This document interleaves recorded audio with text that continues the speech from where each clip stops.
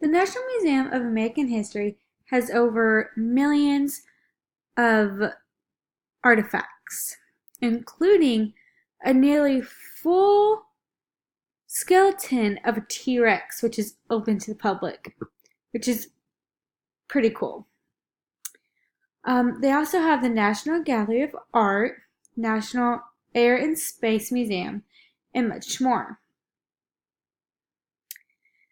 They have so many neat things that pretty much anyone who goes can find something that they find interesting and that they would like.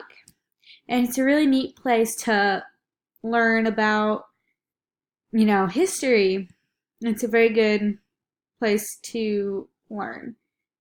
And as somebody who's been to this museum myself, I can definitely say it's definitely worth going to, and you would not be disappointed if you went.